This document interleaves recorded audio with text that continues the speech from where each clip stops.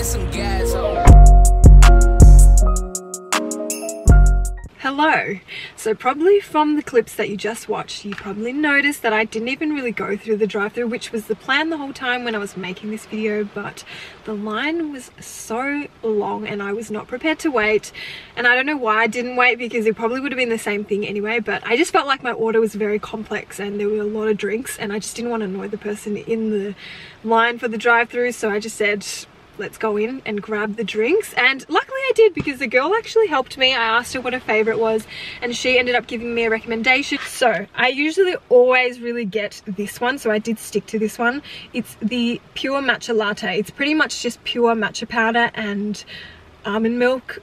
I feel like this is always just really safe, but I had a little sip of it. This is the only drink that I've actually kind of tried because I already know what it tastes like, and it's not sweet at all. I asked for a little bit of sweetener, but they didn't put any in it, and it's really, yeah, it's, I don't know what to say about it. Pure matcha on its own is like not my usual cup of tea. I usually like a little bit of maple syrup, a little bit coconut sugar in it. I don't know. Anyway, so this drink here, okay, so this is the pumpkin spice latte with almond milk, no whipped cream. I think she was saying that maybe the syrup in this had a little bit of dairy, and I was like, that's fine, I'll take one for the team. I'll just have a little bit of it. I just want to try it. I just want to feel very American. I want to feel like it's a holiday time, so I'm going to try that. I'm excited about it.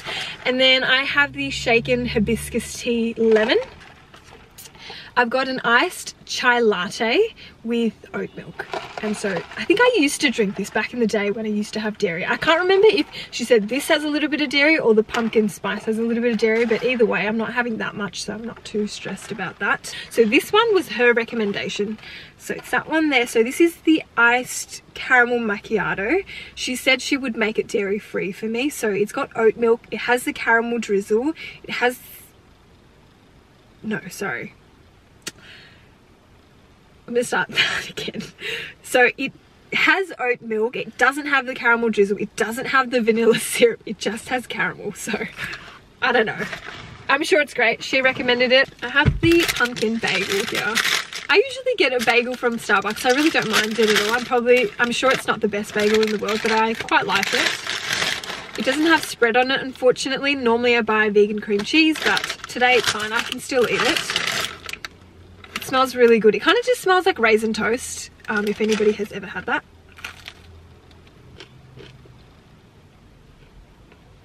I think the first drink I'm going to have is the chai latte, the iced chai latte with the syrup. Yeah, I think we used to have this in high school. It's still very, very good. It is very sweet, I will say. I think this has milk in it. It just tastes very creamy. I feel like oat milk doesn't normally taste like this. Anyway, I asked you guys to submit these questions to me so I could answer them. Unfortunately, a lot of them went missing. Once I went back to my highlight to screenshot all the pictures, which it never normally deletes my responses. However, this time around, for some reason, it deleted a lot of the responses. But I do remember some of the questions off the top of my head because I thought some of them were quite funny or quite interesting. What are your thoughts on relationship breaks? This is really interesting. I feel like relationship breaks, people either really are for them and some people are really against them. People always say, like, if you're gonna have a relationship break, why aren't you just breaking up? What does it even mean? And I used to disagree with that. I used to think, like, if people need space from each other, then so be it. Just let them have a break and then they can come back together and just sort of gather their shit together. But then the more I think about it, I just feel like relationship breaks are really just an excuse to step away from the situation without having to deal with it. Relationship breaks can be very, very productive or can be very good only if you really try. You need to be very conscious in what you're doing in that break. I feel like if you decide to take a break from your relationship, you need to understand why you're taking a break. Are you taking a break because you just can't do this anymore and you just want a break, and then hopefully after a month passes you'll sort of forget about the fight or whatever happened and then you'll be all happy-go-lucky again? And if that's the case, unfortunately those types of relationships, speaking from experience, don't really work out because those breaks did nothing for you but just give you space and time to cool down. Communication is hard. I'm not going to say that it's easy. Coming from someone that has really struggled with communication. It's a skill that needs to be practiced for sure. I just want to say I'm drinking all this caffeine and it's already 4 o'clock, so I don't know what's going to happen tonight, but let's just assume that I won't be going to bed very early. So this is the shaken hibiscus tea lemon. Let's try it. Again, nice flavor, but very sweet, but it's still very good, I will say. So the next question was, do you want to become a full-time beauty guru or influencer? I have just found so much joy out of making content. It's just been so much fun, honestly. And obviously it's made my page grow by putting out more content, and so it means that, I don't know, someone else out there is enjoying it too, hopefully. But ideally, like, I would love to be making content full-time. Like, I really enjoy it. Creating content for me gives me a chance to do everything that I've always loved, like skincare, makeup, like creating visuals. A lot of the time when I'm studying, I get really distracted and I'll start making content because I know I want to post something at night, but then I know I still have a lot of other commitments. I still have to go to work, I still have to study. There's just a lot of stuff on my plate. I want to be able to get to a point where I can do it full time though, because I think that's the goal for me. I think back then I didn't really want to admit that that was the end goal for me, because I think it felt like it was dreaming too big. Like, the market is very saturated. I think like the goal for me is ultimately to be able to create content full time, and that's like a big dream of mine. And I still have other things that I want to achieve as well. So if this never happens, it's totally fine. All I want to know is that I tried. At the end of the day, I want to look back and think like, damn, okay, I gave it my best shot. Why not? That's my answer. Why not? I won't touch on this question too much because I don't know if anybody really cares. I just feel really awkward when I talk about this because I know some people get really uncomfortable. So I got a question asking, how long have you been on your plant-based diet, and was it hard changing your diet? So this year I think would be my 7th year of being on a plant-based diet, or my 6th year. I can't really remember. It's been that long that I've just kind of lost track, to be honest with you. So the main reason why it was really easy for me to just switch cold turkey overnight and go plant-based completely was because at the time, honestly, I had spent 2 or 3 years with severe IBS, and I've had people kind of dismiss the condition. I feel like some people just think, oh, it's just stomach cramps, or it's just gas, or it's just bloating. IBS goes beyond that. I can tell you now, like, IBS is debilitating, and anybody who suffers from IBS will know for a fact that sometimes you can't even fucking leave the house, and it's just horrendous. Imagine just eating anything and just feeling so sick. And so to me, IBS is a really serious condition, especially for someone who's been on the end of the spectrum of it being really bad. I feel like with IBS you can deal with it on the very bad end of the spectrum, or it can be just a little bit of gas, a bit of bloating if you eat the wrong thing. I was on the very bad end of the spectrum where everything I ate would pretty much just fucking pass right through me. But if you can imagine being that sick for 2 or 3 years, you will do anything to make yourself feel better. And I was just at my wits' end trying to figure out what to do, and doctors were not helping me at all. And so I had tried like paleo, low carb, all this random shit, like gluten-free, dairy-free, and vegan was the very last one on my list because it just seemed very extreme. Even when I was on paleo, I was still getting really bad cramps. And so by that time, I was so over it. I woke up one day and I was like, fuck this. Like, I'm just going vegan. Went cold turkey vegan. And that was it. And here we are.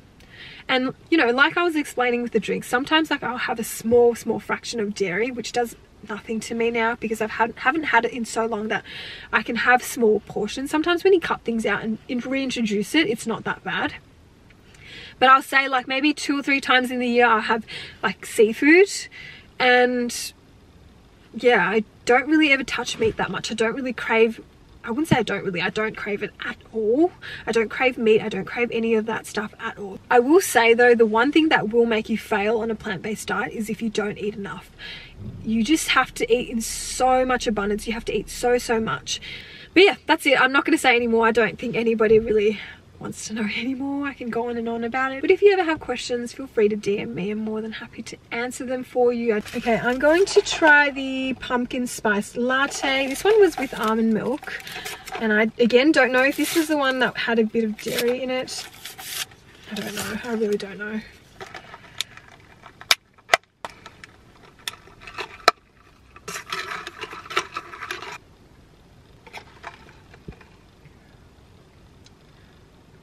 This is nice. I don't mind it. I'm not mad about it. I was honestly going into this thinking I would hate all the drinks, but this is actually okay. So this one has got less to do with my life, but I just wanted to answer it here anyway. One makeup tip you wish you had known sooner when you were younger. Just like not doing my brows so heavily. Like sometimes my brows are still really dark, and I can't believe my brows used to be even darker. That's the one thing I wished I didn't do. But I don't know, I feel as though like if you look back on all your makeup moments, a lot of the times you were just going with what the trend was at the time. Like who knows, maybe laminated brows in 10 years time will be like, what the fuck, you know, what were we thinking? Before I answer the next question, I really do want to try this delicious drink that she recommended, and a lot of them are starting to melt, so I need to drink a bit of the top before it completely melts all over my car. Can you see? Very nice. This reminds me of a Vietnamese iced coffee. So if you want a Vietnamese iced coffee like drink that's dairy free, this is the iced caramel macchiato with oat milk and no caramel drizzle, no vanilla syrup, just caramel syrup. So this is what you want. Damn, this is good. Okay, so the next question was, are you moved out of home or do you plan to move out? My dream would be to move out of home. I feel like I've definitely reached an age where my time has expired at home with my parents. As much as I appreciate them doing a lot of things for me, like my mum cooks a lot, she does a lot of the laundry, like as much as I really appreciate that, I need my own space. Yeah, I think especially when like your parents and you have very different personalities, I feel like it's sometimes the best thing to do is just move out. I've written in my goals that by next year I'll be moving out, so hopefully that's something I can achieve. I'm really looking forward to that because I'm the only child. My parents are like super overprotective and they don't really give me much personal space, which is really frustrating, especially when you're like 26. I feel like sometimes you feel like you get to a certain age where you really do need personal space. 2022 is the year that I move out, so I'll keep you updated, I'll keep you posted. One question I had someone ask, which it got lost, but I do remember it. Someone asked, what do you think of moving out with your partner and sharing a bank account? I feel like that is the most ideal scenario possible. I don't know about sharing a bank account. I'm not saying that it's bad, but I think shared bank accounts, you really have to be sure. I had a shared bank account with my ex and I don't regret it at all. It really helped us motivate us to save for our holiday, and we did well for a while, but once COVID hit, it kind of plateaued for a bit because I wasn't working at all. It also kind of brings your relationship to a next level where you feel like you have something together. You know, some people get a dog, some people get a house, whatever. Like sometimes having a bank account, it just feels like you're connected in some way where it feels like more official without signing the marriage papers. I will say, just because I had a good experience, it doesn't mean that other people have had good experiences sharing bank accounts with their partner. You just have to be really careful. Always trust your intuition. If you think something doesn't feel right, something's moving too quickly, I would not suggest that. You have to listen to your gut feeling. I feel like if I was ever to marry someone, I would want to live with them first. I feel like you find out a lot of things about people when you spend all your time together. I feel like moving in together is the real marriage. It's the real test of the union, whereas the marriage, actual marriage and the actual wedding is just the paper and the party, right? I'll leave the TikTok here. I'm just having a lot of trouble explaining the video, but it's just something that I've always been taught, and the video explains it very, very well. Become financially literate and focus on building independent wealth for yourself. Rid yourself of any notion of a man saving you financially. This will allow you access to many things, but the greatest of which is true expression of your authentic self. Money is simply energy, and it always comes by way of or in exchange of something else. When you depend on a man for money, you will need to exchange something for access to that money, whether it's sex, freedom of thought, or an overall dimming of self. Independent wealth allows you to remain truly free.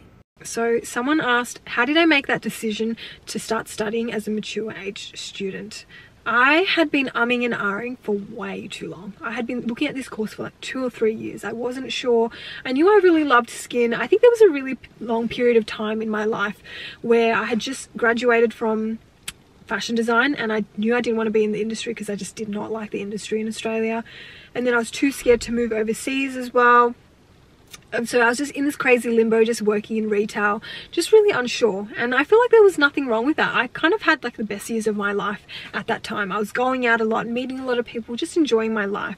But I just couldn't really figure out what I was doing. And the only thing I do regret was that I didn't actively try to better myself and try to, you know, search or look for what I wanted to do. Like I think I was enjoying my freedom a little bit too much, which I don't know, maybe it's not a bad thing. Maybe it's just gotten me to where I am today. And so anyway, I just was umming and ahhing for so long.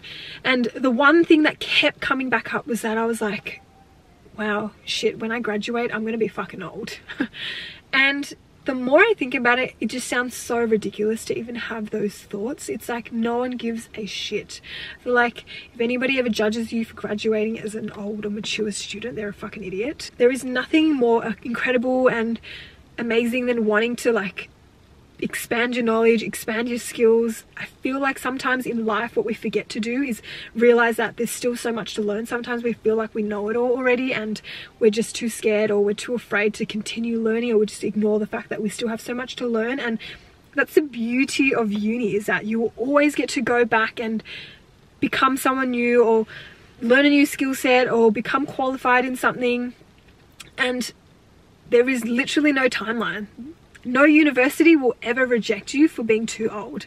And so that's one thing to keep in mind. Like, there's a reason why unis are open for all ages, because there is no timeline or deadline for when you can stop learning. There was this one meme that I saw on Instagram which pretty much made up my decision for me, because I was umming and ahhing for so long. But once I saw that meme, I was like, this is it. And I'll even post a little TikTok, which I did post on my story, just to remind you why it's so important to not give a fuck.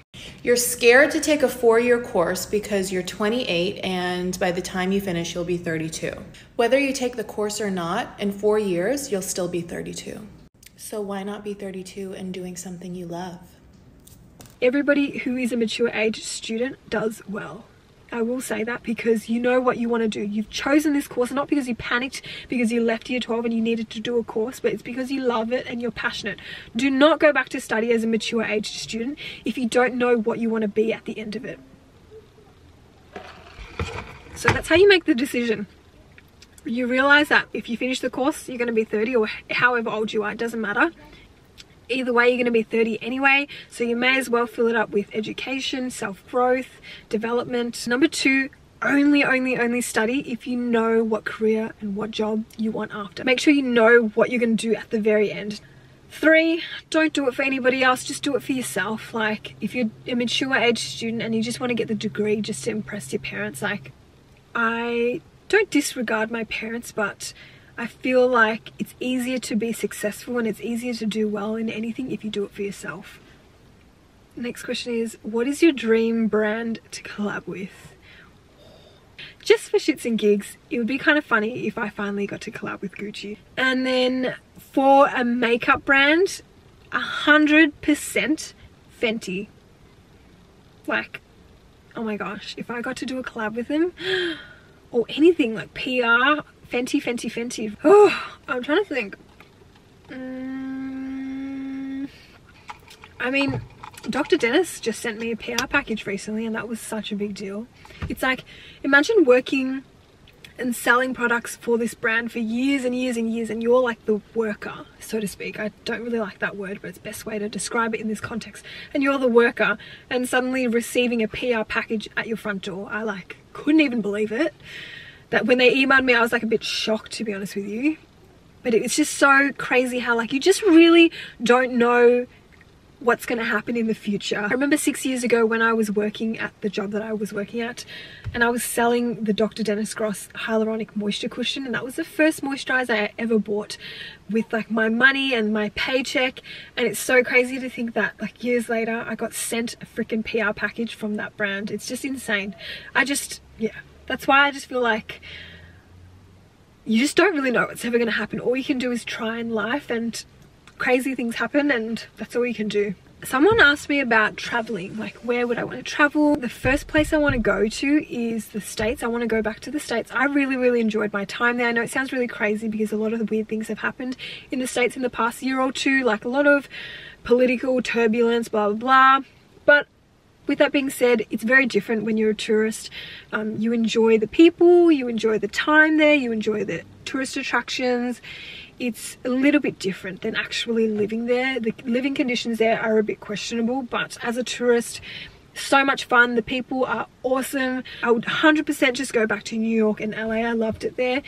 Next place would be Canada, and then after that I want to save Europe for when I'm a little bit more comfortable and a little bit more cushy with my bank account, in the most like non-snobby way. I want to enjoy myself. I don't want to have to like lug around my backpack and stuff. I just want to be able to do Europe when I feel much more comfortable and financially stable. If I could live anywhere, I feel like it would depend on the point in my life. I feel like if it was now, I think I would want to live in New York. I really love the energy, I love the style, I love the aesthetic of New York, and maybe LA as well. Except if it was a bit later on in life, I think I would probably want to move to the coast in Italy. Something with a view, something with a bit of warmth. Not that I'm crazy about the sun, but I just do want that energy, want that nice warm vibe. I think Amalfi Coast, I feel like you don't really live there. I think it's just a tourist attraction, but if I could live there, I probably would live there. But yeah, I think it just depends on the stage in life, I guess. Next question was, what am I binge watching at the moment? I have not binged something in a while, only because uni has started and I have been focusing on making content as well. So once I start a show, I need to finish it within like a week. I have a serious problem. I don't know how to turn off a show and sort of slowly consume the show, and it's really fucked when you have like so many things due and you have work due. So I try not to turn on any show or start any show, otherwise it's like game over. So I haven't really binged anything since watching F1 on Netflix. If you haven't seen F1 Drive to Survive, go watch it. Don't judge me. One of those shows where you just expect it to be so fucking boring, because who cares about F1, but it's amazing and you just learn so much about the sport and just how lucrative the business or the sport is, and how much money goes into it, how much money is funneled into it. And there's a lot of tea and a lot of drama, and the drivers are like semi good looking. They're not like hot or anything, but easy on the eyes, you know. What did I binge before that? I'm trying to think if I binged anything. No, sorry, I lied. Okay, so the show that I binged right after F1, or like a couple of weeks after F1, was Clickbait. That show was really good. I really enjoyed it. I binged it within like 2 or 3 days. I was finished. You can probably finish it in one night, to be honest with you. So, next question was, this was a very sweet question, so thank you for asking. The question was, how are you? And I think this is in regards to my breakup and how I'm feeling, and you know, in regards to any updates on my last vlog, which was a little bit emotional, I guess. Honestly, I feel totally normal, and that's not to say that I haven't had, you know, random days where I've just felt a little bit low or just a little bit lost. I think it's just the nature of it, right? Just still very focused on myself. I feel like I'm going to take a very long time for myself. I've never really had this kind of mentality, or never been in this mind space where I've just been so concerned about myself, and it's really nice to just always put myself first. It's just been really refreshing. For a very long time I just felt like I was pouring myself out and I just was completely empty, you know. And it's nice to just recharge and refill myself, and it's been good. Thank you for asking. I don't think this is edible anymore. I've left it out for too long. So I got asked, where do I see myself in 5 years time? And I got asked this question last time as well, so but I'm going to answer it again. So in 5 years time, I'm really hoping that I'm living abroad, or have already lived abroad and come back home. I hope to have my own business. Hopefully I'll have graduated uni, to be honest with you. I just really want to finish. As much as I am enjoying it, I really want to finish uni and be qualified. And in 5 years time, I'm really hoping that I'll still be doing this, to be honest with you. Like, I hope this is my life, because I love it so much and I really enjoy making YouTube videos, and I really enjoy editing, and I really enjoy the whole social media aspect. Yeah.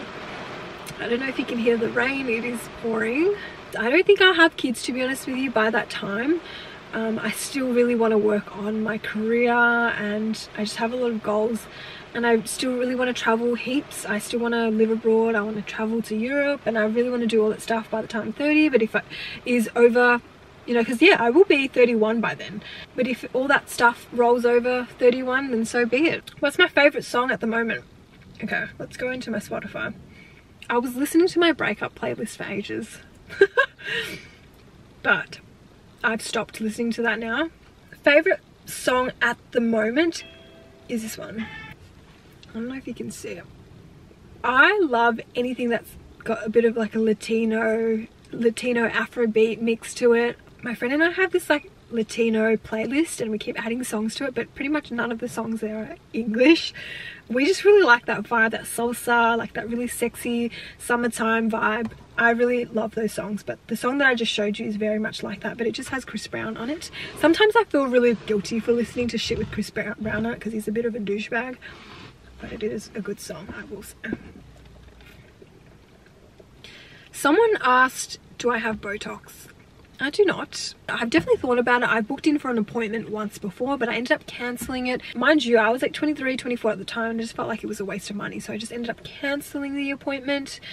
But I reckon in the next 2 years I would probably start experimenting with it a little bit, not because I feel like I definitely need it. Sometimes you get a little bored, you want to do a little tweaking, and I feel like Botox is the least like invasive injectable. So I feel like the first place I would definitely get it is on my like furrow, the furrow of my brow. I think it's starting to really tense up here and I can see it in certain lights that it's always quite tense.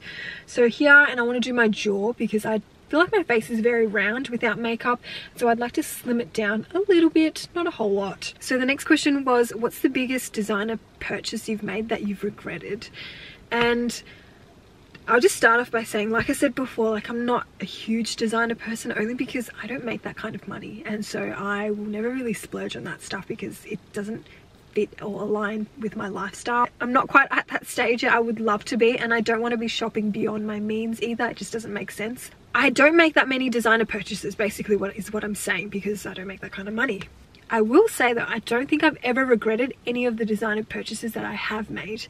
Any purchase that I've made that has been expensive has always lasted me ages and ages and ages, and expensive gifts that I've received as a birthday present have always lasted me and have always stood the test of time. And so that's why sometimes I think when you pay that little extra amount of money, you're gonna get something that is 1, timeless, 2, way better quality. I'll name like a few, and to some people this is probably not even fucking designer because it's not a Chanel bag, but to me it is designer because it costs a little more than the average, you know, whatever. Number 1, an acne scarf. This is something that I've received twice as a birthday present, both times, worth every dollar. Technically it's like $200, $300, so to a lot of people it's not designer, but for me $200 or $300 for a scarf is quite a bit of money. So warm, incredible quality. Acne scarf, 100% should get it. Designer sunglasses, I've never regretted paying a lot for designer sunglasses. The quality has always been fantastic. It's always lasted me ages. It's always been timeless. However, I feel like in the past couple of years there's been really good mid-range sunglasses, like Desi's sunglasses. Great quality. I received this Gucci card holder as a gift. Normally I either change or switch or lose my stuff within like 2 weeks. I can't even believe that this still exists. Like I genuinely can't believe I still have this because I lose everything, but this Gucci card holder has been fantastic.